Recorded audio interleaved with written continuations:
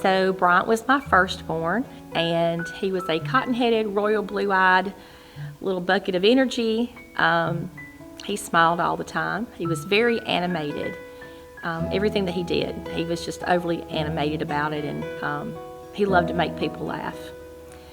He was a class clown in school, and that would be a huge part of what would lead to his accident. He was sneaking out in my vehicle on a dare, proving that he would do it.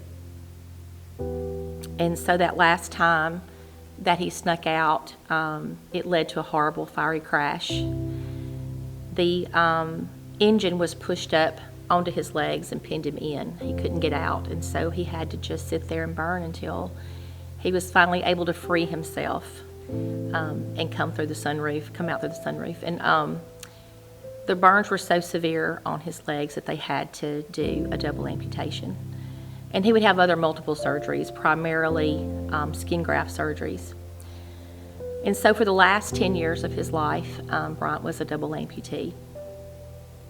Because the burns were so severe, he had a lot of pain and had to be put on pain management to control that. During that time, our family went through a string of tragedies, and he seemed to fare well through those, but I now realize that it was because he had a level of medication in his system at all times. Once the pain levels started to get better and they reduced the dosage of his medication, he began to have to deal with more and more reality and just wasn't able to cope. And so he chose drugs as a way to cope.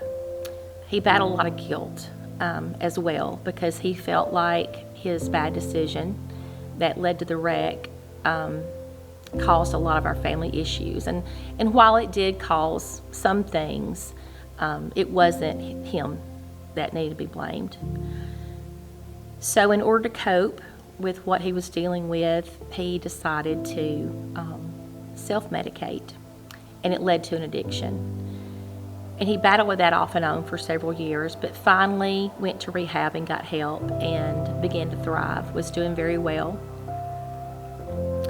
But in a momentary lapse of discernment and just discouragement, he decided to get high, and he chose a method that was very popular at that time among middle schoolers, which was huffing canned air. And that would take his life.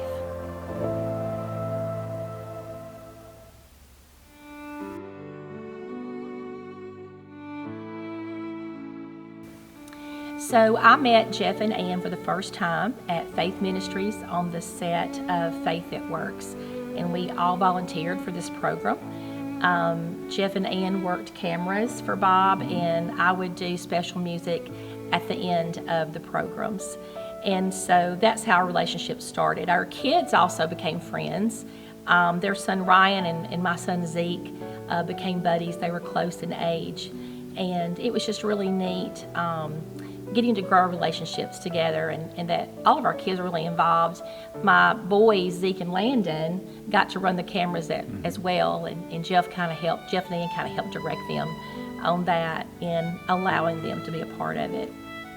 Yeah, I think very soon after we moved to the area, the church that we visited initially, you were there and you were on the worship team there, and then, as you said, our sons became friends, and soon after our sons became friends, I really realized there was a connection between us, because we had been through some similar things in our past, and so there was immediate kind of spiritual connection there for various reasons. Mm-hmm. And then when the Lord took us to Faith That Works, and you were there, and that was just kind of furthered that connection. Mm-hmm. But we at that point it was, we were acquaintances, and we were friendly, and we liked each other, and but we never really developed a real close friendship at that point. Right. I did notice the longer that you guys knew each other, the longer her phone calls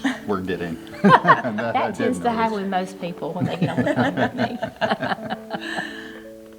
But it was really sweet seeing seeing that develop over time. Right. And really got to do some cool stuff with that program and the people that we would meet. And also, you were a writer for a Christian journal, and when my book first came out, you did an article about the book for us, and we really appreciated you doing that to help launch that.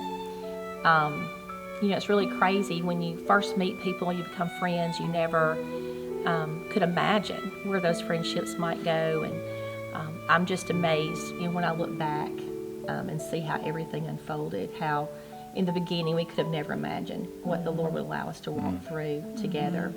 That really just bonded us and really turned our friendship into sisterhood, brother sisterhood. I'm really thankful for that. Me too. Me too.